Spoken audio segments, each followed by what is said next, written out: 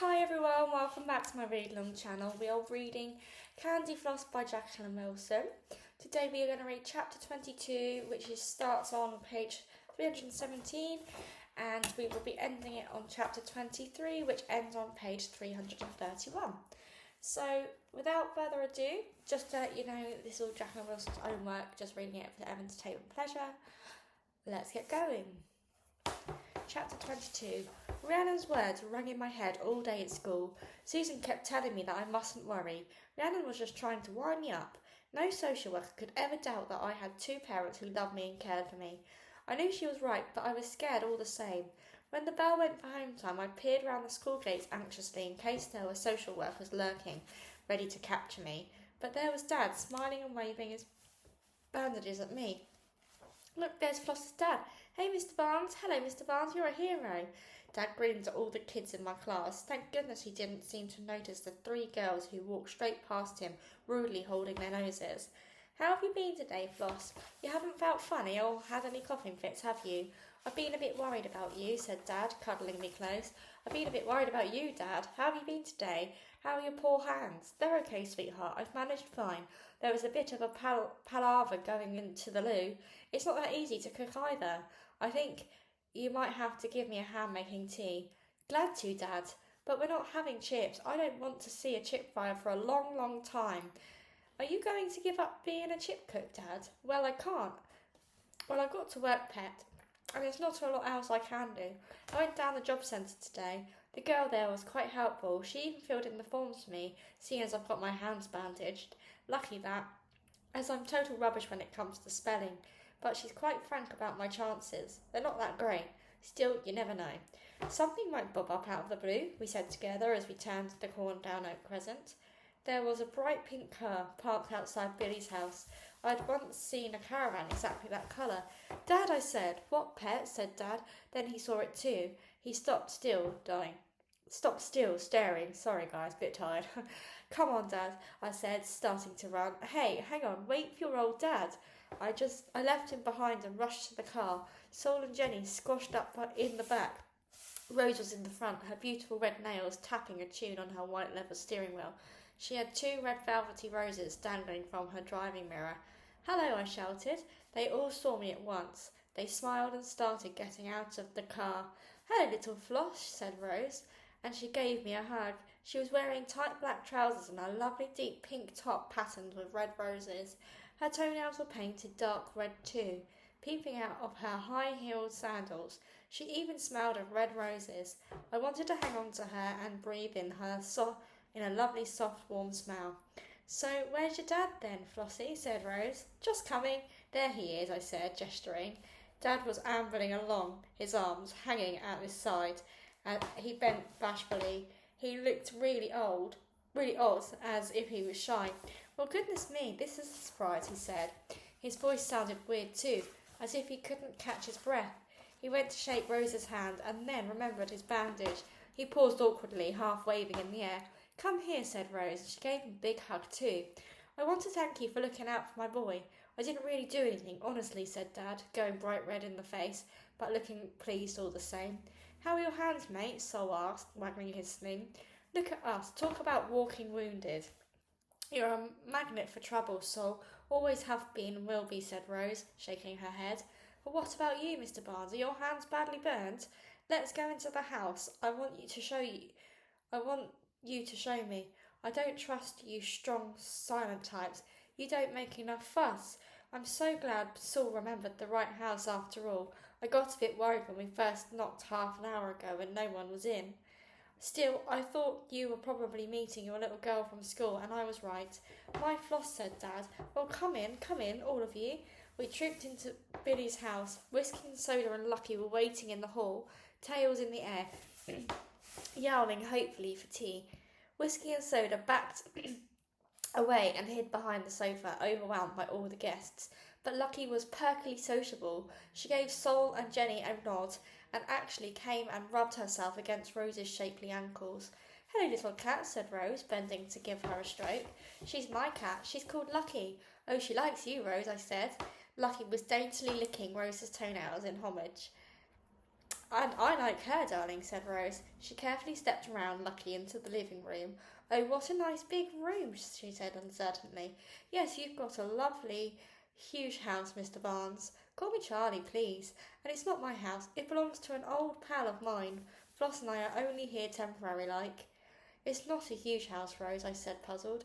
All houses seem enormous to you if you've been brought up in a caravan, said Rose.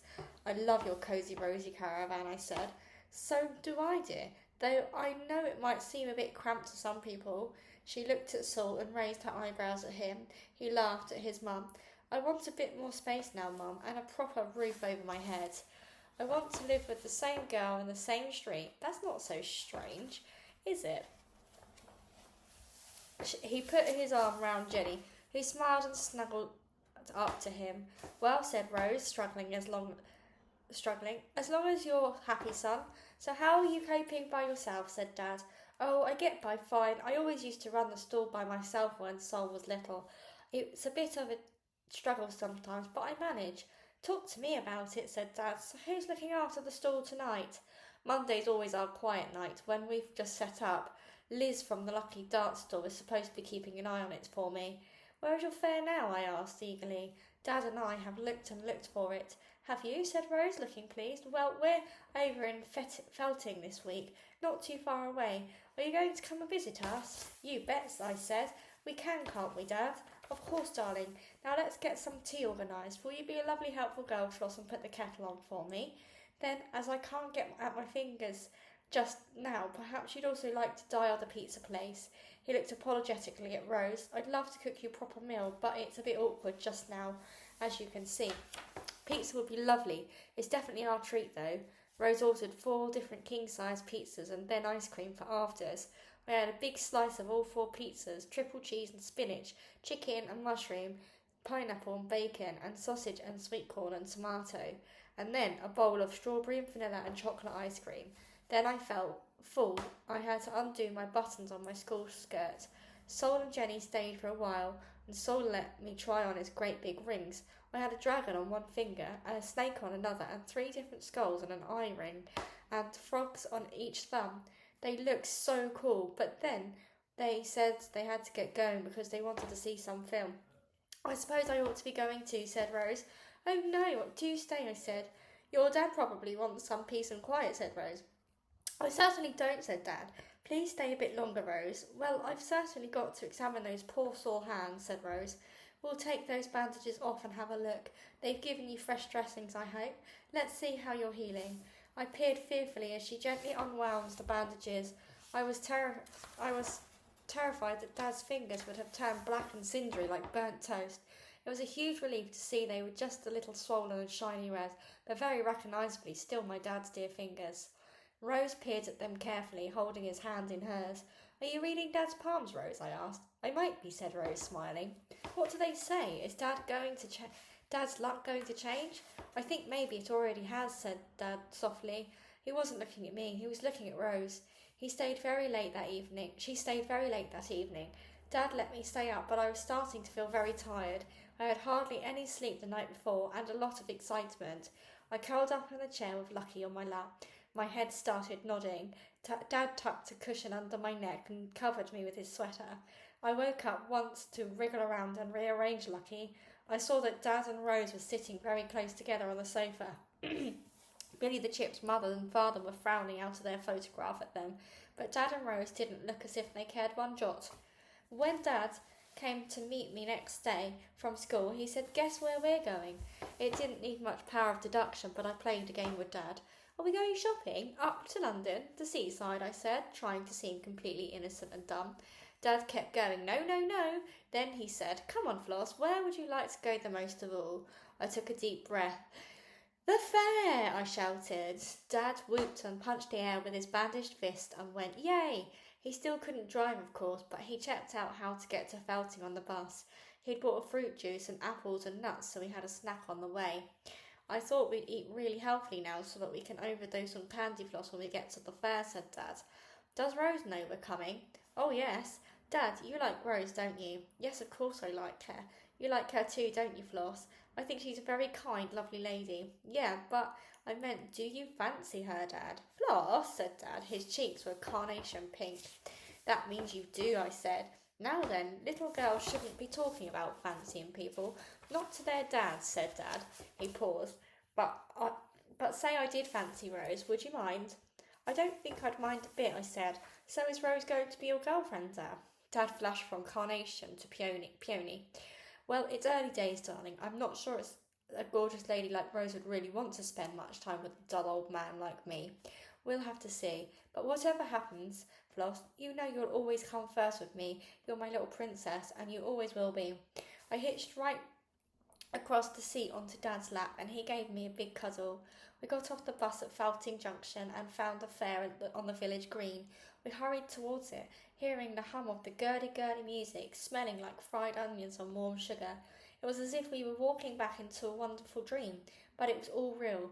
There was a big slide and the Stargazer ride, the ghost train and the crooked cottage and the teacup whirlies and the tin can alley, the Ferris wheel and the wacky waltzer. There was a Victorian carousel with Pearl galloping round and round, her pink mane and tail flying in the wind. There was Rose's Candyfloss stall with her big pink teddy waving her fat plush paw at us. There was Rose herself looking lovely in a low-cut pink blouse with a little red enamel rose on a green gold chain. She let me go right inside her fan. She even let me pour different coloured sugars into her Candyfloss cauldron and then set it spinning so that little wisps of floss started forming. I carefully wound them round and round my stick until I'd made my very own pink, lilac and blue Candyfloss. Dad and I wandered all around the fair, and I had 2-3 rides on Pearl, but after 10 minutes we came back to chat to Rose. After an hour or so, she got her friend Liz from the Lucky Darts to keep an eye on the Candyfloss stall. Rose took us into her magical cosy caravan for a spot of supper. She had red wine for her and Dad, and cranberry juice for me, and a little savoury tarts and battered prawns and sausages in honey, and chicken with peanut sauce, and all sorts of crisps and olives and crunchy vegetables with dips, and then there was pink iced sponge cake with little red sugar roses, and the most amazing giant strawberries dipped in white chocolate. Oh, Rose, love, you didn't need to go to all this trouble, said Dad, but he looked absolutely thrilled about it. No trouble at all, Charlie, said Rose. I like fiddling with little bits. It's not often I have the opportunity, especially now I'm on my own. It's like party food, I said. Well, this isn't our little party, is it? Said Rose. This is our little party, isn't it? Said Rose. And you and your dad could certainly do with a bit of cosseting. Dad found a little difficult picking all his food up with his bandaged hands. Sometimes I popped a prawn or a sausage into his mouth, and then Rose fed him iced cake and strawberries. We ate and ate and ate, but there was still a lot left over when we were absolutely full. Rose packed all the snacks up in tinfoil and put them in a great big red plastic box. You can take them for your dinner at school tomorrow, Floss, she said. I shall share them with my best friend Susan, I said.